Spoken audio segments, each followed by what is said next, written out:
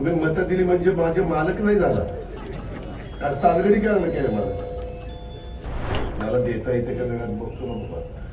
पुन्हा टाळी वाजवायचा काय खोटा बोलणार ते दिलं नाही.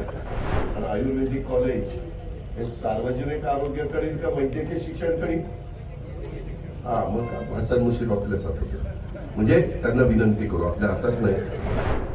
मार्केट कमिटीचा कॉम्प्लेक्स ते म्हणतात आमचं कोपऱ्यावरचं मध्ये येत नाही, ते मधीच येत आहे, ते सगळं आम्हाला काढावं लागेल. तुम्हाला पर्याय जागा घेऊ ना, संघही आपल्याच इथंच घेऊ. हा त्या गाड्यात आपण करार करू की आम्ही हे जागा द्यायला तयार, पण त्या बदल्यात तुमचे नवे गाळे होते तिथं एक गाळा आम्हाला सोयीच्या ठिकाणी द्यावा. त्या चेअरमनला विनंती करू, त्या चेअरमनला द्यायला लावू, संपलं. त्याच्यावर काळजी करू नका. अरे तुम्ही मतं दिली म्हणजे माझे मालक नाही झाला का? सालगडी काय मला. आता आयुर्वेदिक कॉलेजचं काय ना, नाही आपण भरणपूर सारखं करू ना. तुला बोललो ना मी माग, शासकीय आयुर्वेदिक महाविद्यालय हॉस्पिटल. नाही हे मला आत्ता नाही सांगता येणार. मागा मी पुण्यश्लोक अहिल्यादेवी होळकर यांचं नाव दिलं, त्याचा बोर्ड झाला का होता बसला का? बसलाय. तर हे तुमचं सजेशन आहे. आपण म्हणजे नावाबद्दल कुणाचं काही दोन असायचं कारण असेल. मला देता येते का वेळात बघतो ना बाबा. पुन्हा टाळी वाजवायचा काय खोटा बोलणार ते दिलं नाही.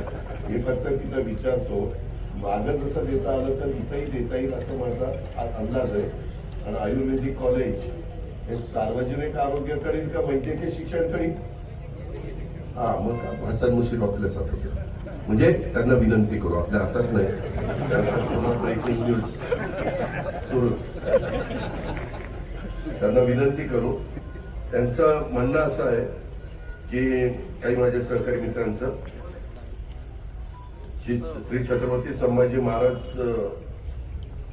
शासकीय आयुर्वेदिक महाविद्यालय असं नाव त्याला द्यावं.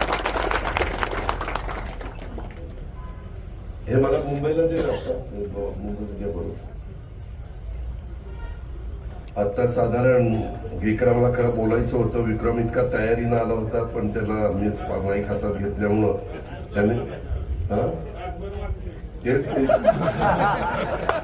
रात्रभर नुसता अभ्यास नाही केला, लक्ष्मणला श्रोता म्हणून बसवला. मी कसं बोलतो ते पण मग कुठला की लक्ष्मण म्हणायचं नाही हे जरा. तर 28 गुंठे जागेचा वापर त्याने 1.25 कोटी रुपये खरेदी विक्री संघाकडून गुंतवणूक केलेली आहे. गार्डनिंग करता 95 लाख आणि खेळता 95 लाख जवळपास. माती चांगली टाकली, कारण ते काय आपण सगळ्या कार्यकर्त्यांनी माती चेक करत चालला. त्याच्यात क्षार असेल ना, ओके, तर त्याच्यामुळे त्याच्यात म्हणजे जवळपास 2.25 कोटी पर्यंत आपला सगळं खर्च झाला. 1.25 कोटी उन्हाळ्यात आणि इतर गार्डनिंग कामासाठी 95 लाख.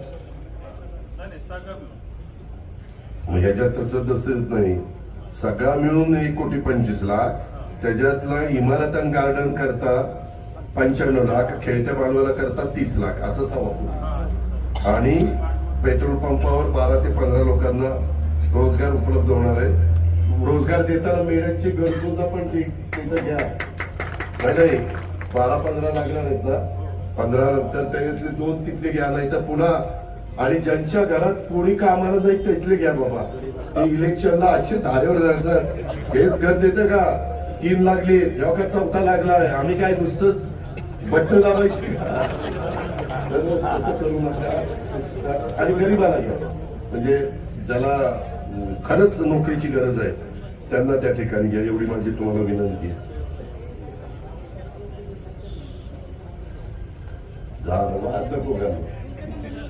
ठीक आहे, सांगितलं ना, इतकं जाहीरपणे कोणी बोलणार नाही. घ्यायला सांगितले ना, 2 घेऊ आपण. वेगवेगळ्या समाजाची घ्या, इथं पण वेगवेगळा समाज राहतो. सी हे ऍडिशनल डीपी मला द्यावं एवढं की महावितरणचे.